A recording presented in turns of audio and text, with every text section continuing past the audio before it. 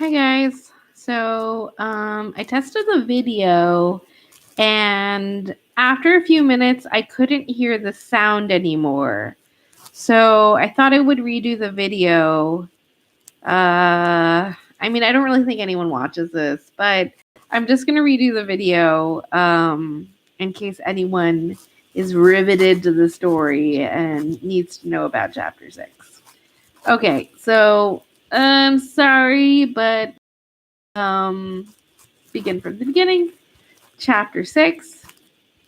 All right, let's go. I went home with a feeling of exultation. My scheme had succeeded far better than I could have possibly have hoped. Lord Nasty had been positively genial. It only now remained for me to make good, as he expressed it. Once locked in my own room, I took out my precious piece of paper and studied it attentively. Here was the clue to the mystery. To begin with, what did the figures represent? There were 5 of them, and a dot after the first 2. 17, 102, I murmured. That did not seem to lead to anything. Next, I added them up. That is often done in works of fiction and leads to surprising deductions. 1 and 7 make 8, and 1 is 9, and 2 are 11, and 2 are 13. 13. Fateful number. Was this a warning to me to leave the whole thing alone? Very possibly. Except, as a warning, it seemed to be singularly useless. I declined to believe that any conspirator would take that way of writing 13 in real life. If he meant 13, he would write 13. 1, 3. Like that. There was a space between the 1 and the 2. I accordingly subtracted 22 from 171. The result was 159. I did it again and made it 149. These arithmetical exercises were doubtless excellent practice, but as regarded the solution of the mystery, they seemed totally ineffectual. I left arithmetic alone, not attempting fancy division or multiplication, and went on to the words. Kilmorden Castle. That was something definite. A place, probably the cradle of an aristocratic family, missing heir, claimant to title, or possibly a picturesque ruin. Buried treasure? Yes, on the whole, I incline to the theory of buried treasure. Figures always go with buried treasure. 1 pace to the right, 7 paces to the left. Dig 1 foot, descend 22 steps. That sort of idea. I could work out that later. The thing was to get to Kilmorden Castle as quickly as possible. I made a strategic sally from my room and returned laden with books of reference. Who's Who, Whitaker, a Gazetter, a history of Scotch ancestral homes, and somebody or other's British Isles. Time passed. I searched diligently, but with growing annoyance. Finally, I shut the last book with a bang. There appeared to be no such place as Kilmorden Castle. Here was an unexpected check. There must be such a place. Why should anyone invent a name like that and write it down on a piece of paper?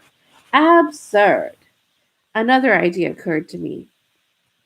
Possibly it was a castellated abomination in the suburbs, with a high sounding name invented by its owner.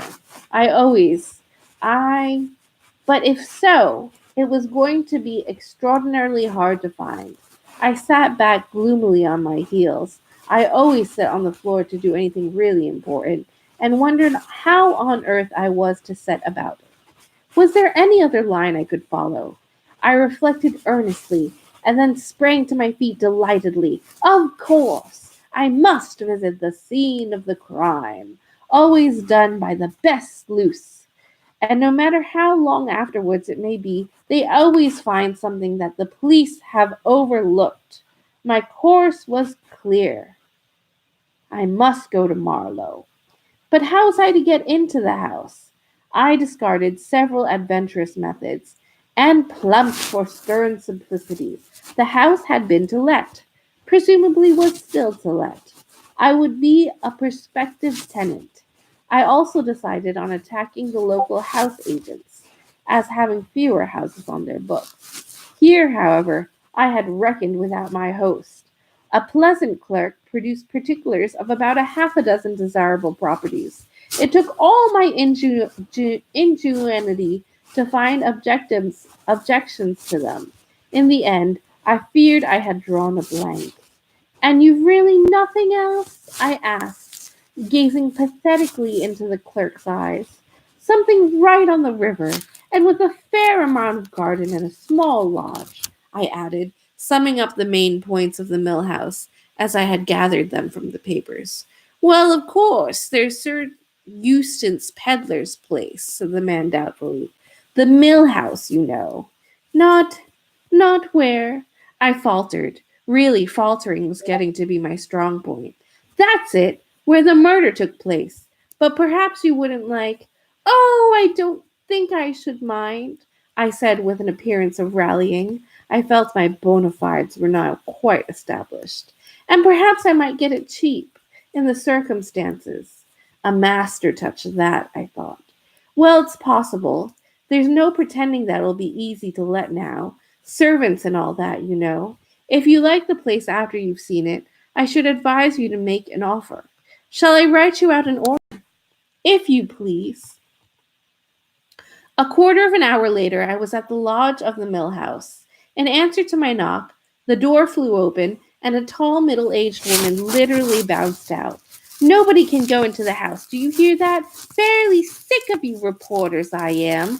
Sir Eustace's orders are. I understood the house was to let, I said freezingly, holding out my order. Of course, if it's already taken. Oh, I'm sure I beg your pardon, miss. I've been fairly pestered with these newspaper people, not a minute's peace. No, the house isn't let, nor likely to be now. Are the drains wrong? I asked in an anxious whisper. Oh, Lord, miss, the drains is all right. But surely you've heard about that foreign lady as was done to death here. I believe I did read something about it in the papers, I said carelessly. My indifference piqued the good woman. If I had betrayed any interest, she probably would have closed up like an oyster. As it was, she positively bridled. I should say you did, miss. It's been in all the papers. The daily budget's out still to catch the man who did it. It seems, according to them, as our police are no good at all. Well, I hope they'll get him. Although a nice-looking fellow he was, and no mistake. A kind of soldierly look about him. Ah, well, I dare say he'd been wounded in the war, and sometimes they go a bit queer afterwards. My sister's boy said. Perhaps she'd use him back. August 1806. Jane Austen found herself squeezed. Sorry, another video started playing. Okay, let's see. Perhaps she'd use him bad. They're a bad lot, these foreigners. Though she was a fine-looking woman, stood there where you're standing now. Was she dark or fair? I ventured. You can't tell from these newspaper portraits. Dark hair and a very white face, too white for nature, I thought. Had her lips reddened. Something cruel. I don't like to see it. A little powder now and then is quite another thing. We were conversing like old friends now. I put another question. Did she seem nervous or upset at all? Not a bit. She was smiling to herself, quiet-like, as though she was amused at something. That's why you could have knocked me down with a feather. When, the next afternoon, those people came out running, calling for the police, and saying there'd been murder done. I shall never get over it. And as for setting foot in that house after dark, I wouldn't do it. Not if it was ever so. Why, I wouldn't even stay here at the lodge if Sir Eustace hadn't been down on his bended knees to me. I thought Sir Eustace Pedlar was at Cannes. So he was, miss. He came back to England when he heard the news. And as to the bended knees, that was a figure of speech, his secretary, Mr. Paget, having offered us double pay to stay on. And as my John says, money is money nowadays.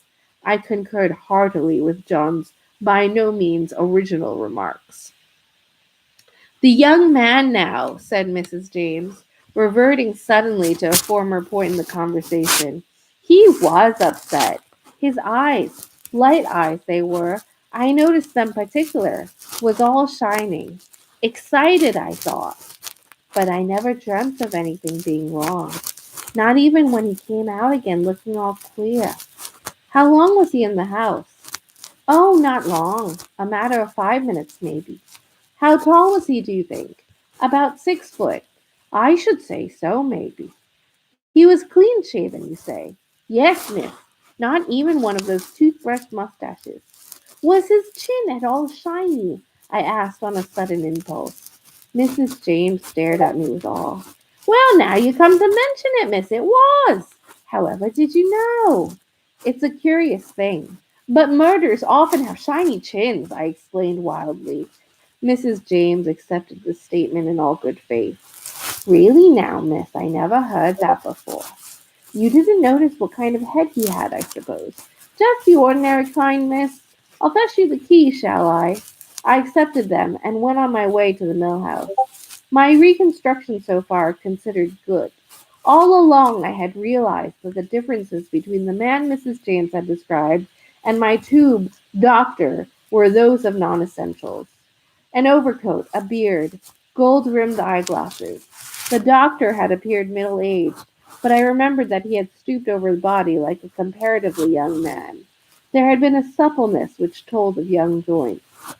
The victim of the accident, the mothball man, as I called him to myself, and the foreign woman, Mrs. D. Castina, or whatever her real name was, had had an assignation to meet at the mill house. That was how I pieced the thing together. Either because they feared they were being watched, or for some other reason, they chose the rather ingenious method of both getting an order to view the same house. Thus, their meeting there might have had the appearance of pure chance.